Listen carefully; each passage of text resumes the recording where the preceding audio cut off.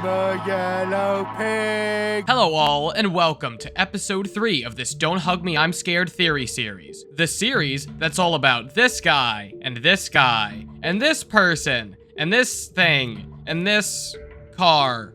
If you haven't watched the rest of the series, there's a link at the top right of the screen to go to the entire series playlist, and I would recommend watching them because we dive deep in all of these videos. We're going to revisit these symbols with a lot more information. I'm also going to answer a lot of the questions that people have had from the last video. We also have a special guest in this episode that took an even deeper dive into these symbols and studied these linguistics. Like always with this channel, this video will dive insanely deep into everything we see. I would still even consider this to be one of the deepest dives we've ever done on this channel, but to understand it all, we need to start small. Let's start by trying to disprove our previous theory. If all of these symbols were their names, how is Yellow Guy's name so long, and isn't Duck's name the Enter key? We see in episode 4 that Red Guy types Yellow Guy's name quite a bit. We hear Yellow Guy telling him to not forget about the hyphen. Remember the hyphen. Yeah. And we also see that the last button Red Guy presses is the red button with the symbol that we called Duck's name. First, let's start with the Enter key. There is one small problem if this was supposed to be the Enter key. When Red Guy is pressing Duck's name, we see him lift his hand, and the only thing he presses is this one symbol. But yet, when we go to the next shot, we see that there is an input in the computer. If this were the Enter key, how could Red Guy have already pressed one of the keys? Well, it's easy. Red Guy is obviously telepathic. I mean, look at all this evidence. No, but really, this is kind of strange. If this is the only button he presses here, but this is the last button he presses with Yellow Guy's name, this feels like it both can't be the Enter key and can't be Duck's name. We also see an Enter key right here, which would mean that this can't be the Enter key, but how can Yellow Guy's name contain Duck's name? Well, this question is a lot more complicated than it seems up front. These characters aren't just one symbol, like how the English alphabet is structured. They're made up of multiple different patterns to create one character. This may seem confusing and strange, but let me explain what I mean. When thinking about linguistics, there are multiple different subfields to look at. Phonetics, how speech sounds. Morphology, the study of word structure. Syntax, the study of sentence structure. And semantics, the study of meaning or definition. And yes, there are many more that we can look at, but my head is already hurting at these 4. We are really only ever going to look at 2 of these, but to answer our first question, we're only going to look at morphology, which is the study of word structure. Let's put our words up on the side of the screen. We can clearly see that these symbols are not as simple to understand as one of the many similarly alphabetical-based languages like English, French, German, or many of the others that we can use in our world. These words are one character composed of various lines, circles, arcs, and dots. This type of writing seems similar to Chinese characters or even ancient Egyptian hieroglyphics. This type of writing is called a logographic writing system. These types of scripts are written or pictorial symbols that are intended to represent a whole word, but this still isn't exactly it. These symbols don't just mean words. These are more idea or concept-based symbols that are independent of any particular language. This type of language is called an ideogram. We experience many types of ideograms in our current day-to-day life. The numeric and mathematical symbols are ideograms. The percent, pound, dollar, euro, degree, at, and many more. These are all ideograms rather than logograms. Ideograms do not contain our normal idea of roots. To explain this, let's take the word unbreakable. We can split this word, no pun intended, into various morphemes. Un, not, break, root, able, ability.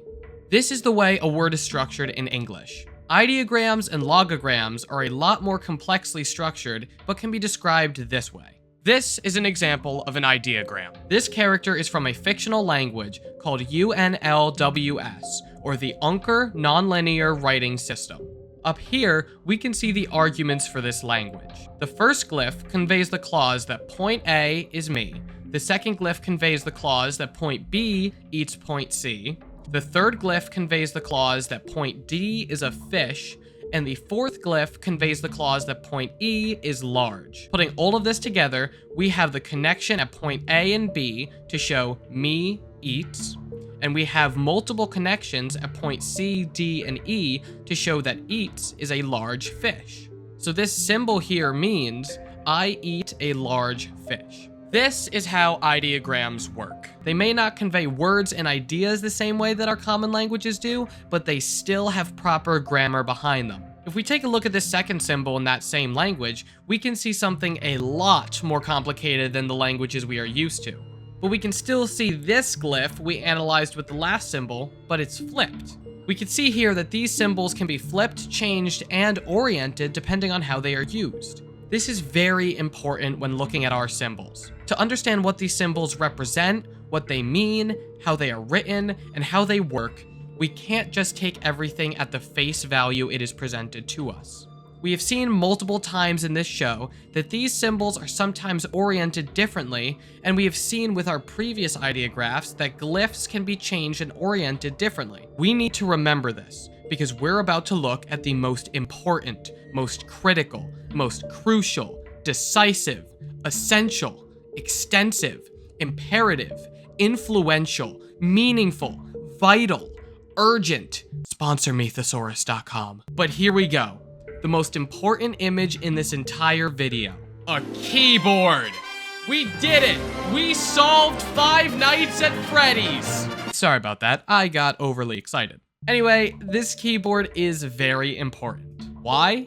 Because it literally shows us our glyphs. But like always, with every step forward, we must take 2 steps back. With the last ideogram example, we had more easily defined and more varieties of glyphs that we can use, but this ideographic language uses possibly 8 or 11 total glyphs. This makes our life immensely more difficult when trying to decipher them. I am way out of my depth here. Luckily, the amazing Kai has come to save the day, so let me have him explain it.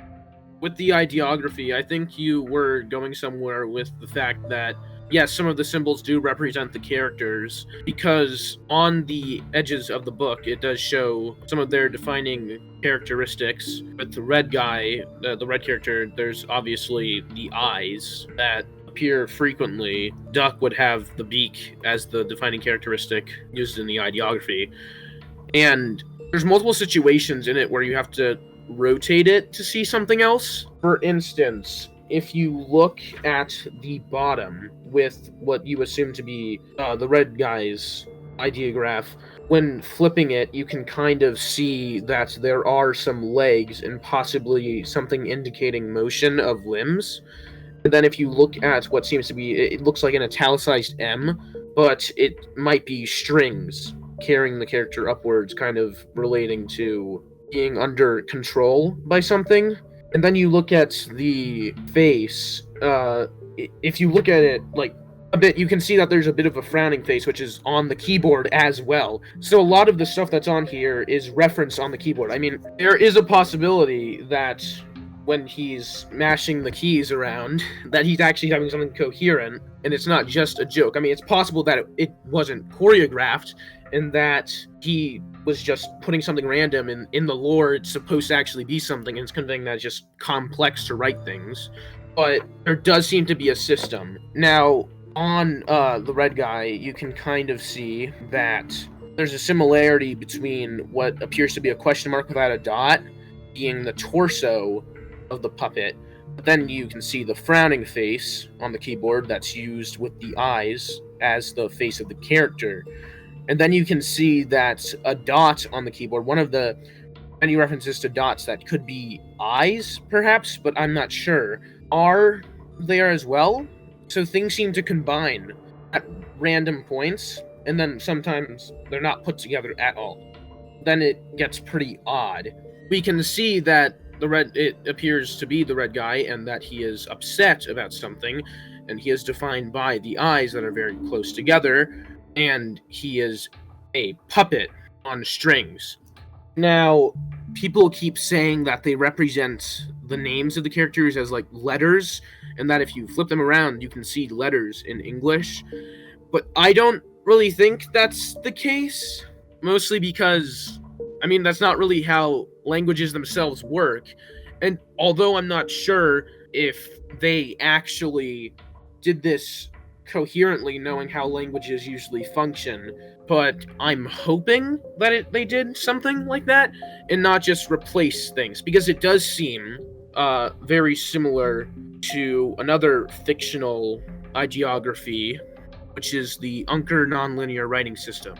Down in the description below, there's a link to check out his channel. Make sure you do that because he's got a video out that goes into what the exact ideographies on the book could mean, which is pretty damn cool. But now, let's go back to our main question we had before with our new information. Let's try to answer the question we asked before.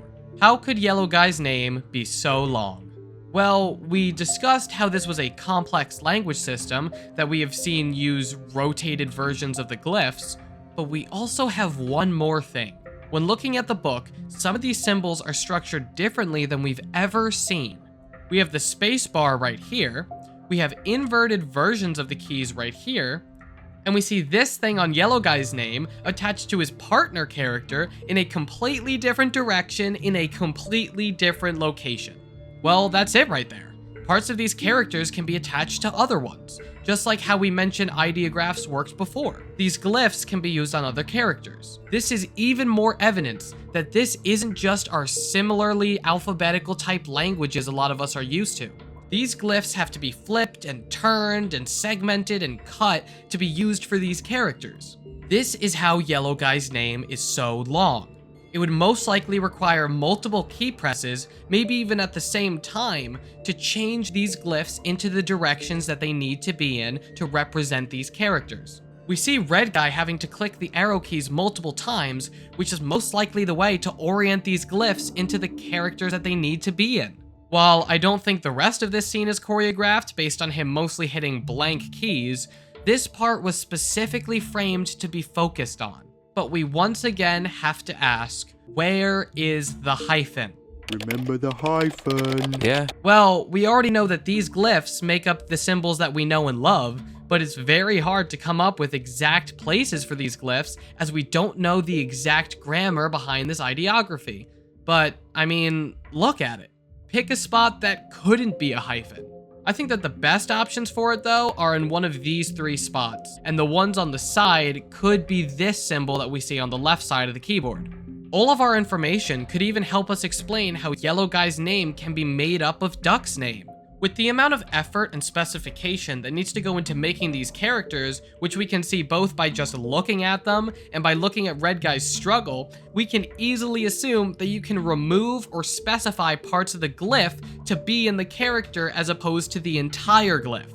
I mean, just look at how much smaller this symbol is than the spacebar. This is how Duck's name could be in Yellow Guy's name. It's not the entirety of Duck's name that's in it, only a piece.